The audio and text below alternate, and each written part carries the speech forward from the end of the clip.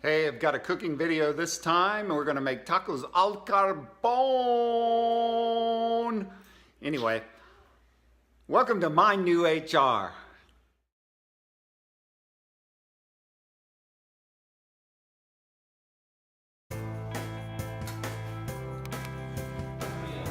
Goodbye.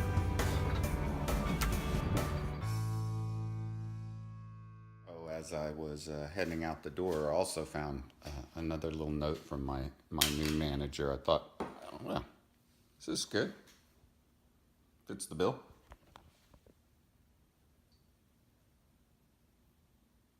Here's the menu.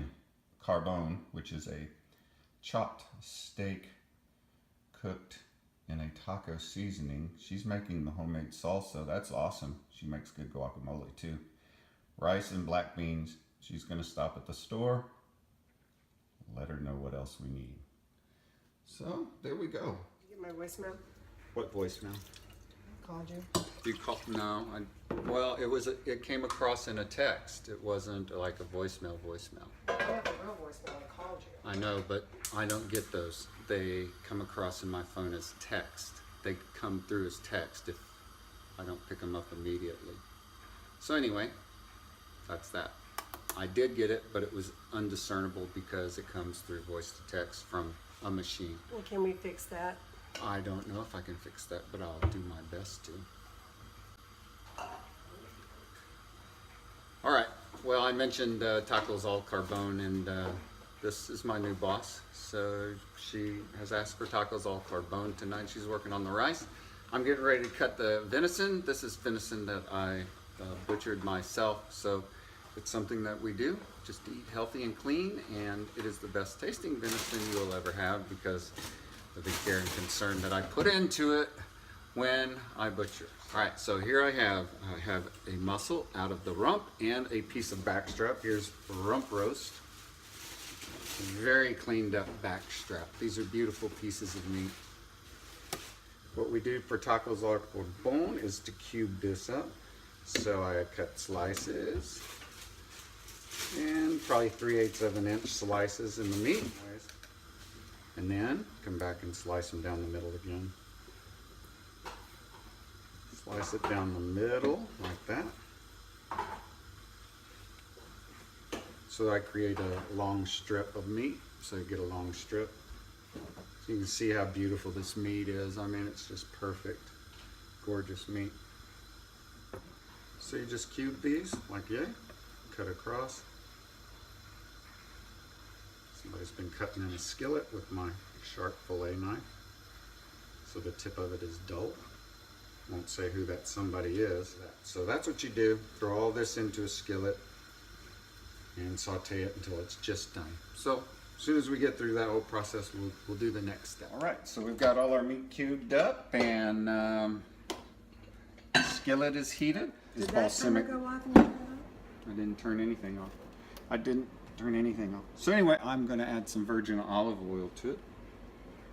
And just because this meat is so lean, there's no fat, and it needs a little fat, and I don't want it sticking. Casey's frustrated that something hasn't gone right with her timer. Luckily, it wasn't over the rice. At least I hope it wasn't over the rice. It's on the rice. It's on the rice. I had it timed. Oh, we can guess. Yeah, I had to guess. All right, so here's our meat. You can see it all cubed up now. We're just going to put this in, saute all the meat, and then we'll drain it. Fabulosa.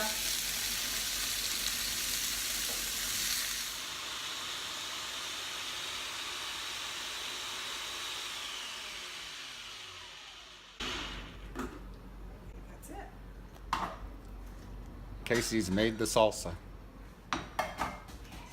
The meat needs to be stirred. So my meat needs to be stirred according to the master chef, teaching the apprentice chef how to cook. All right. Oh, apprentice too. There we go. Our meat's about ready to come off. So we're going to drain the meat. Just going to pour it right into this colander. What a waste of the broth. I don't like deer broth though. Yeah. Casey does, I don't.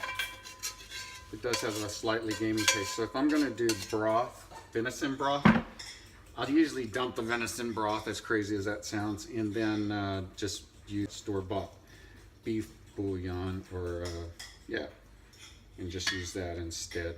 It's not, this has a little bit of a bitterness to it that beef bouillon doesn't have, and so we just drain it, put it right back in the pan, and then that's going right back to the stove, and we're going to add our Woody's cooking sauce from Texas, because we are originally from Texas, so we like bringing Woody's home from there. So more to come.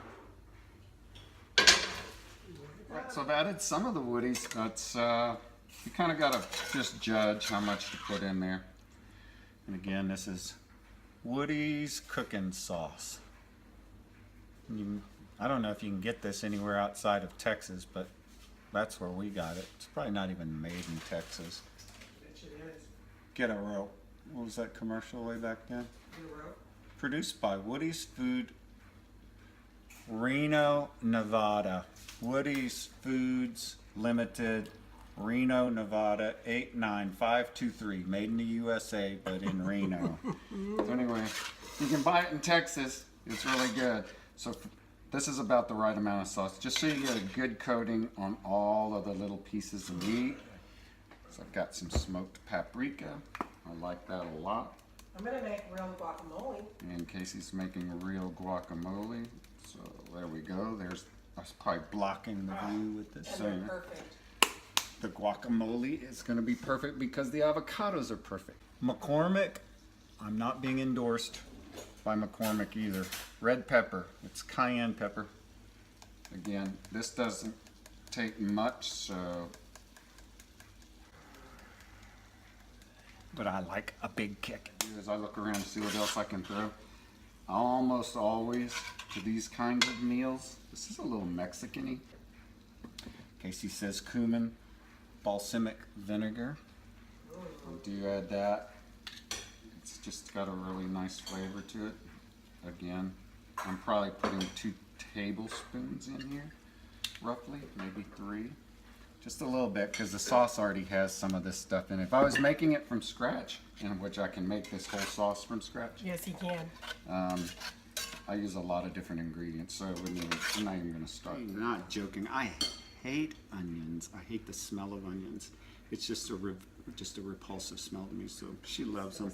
I feel so bad, especially when we make Mexican food. It's hardly Mexican food without onions. I mean, I get that, but can't handle it. All right, here's another magic ingredient. You can use this in any kind of Mexican food cooking. It makes a great taco seasoning, even with just your hamburgers. So I'm going to add just a little of it because this sauce is just slightly weak in this department. So you could add more sauce, but I just think it would end up in the bottom of the pan. So I'm just going to sprinkle a little of this on there. And I'm going to add a dash more balsamic vinegar. It needs a little more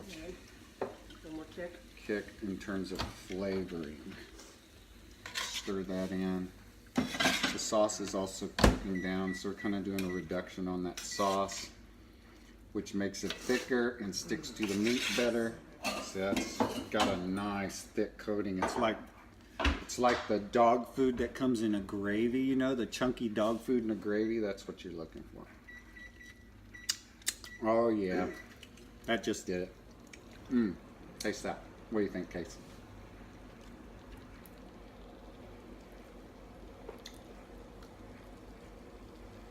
Perfect. It's good when your wife says perfect.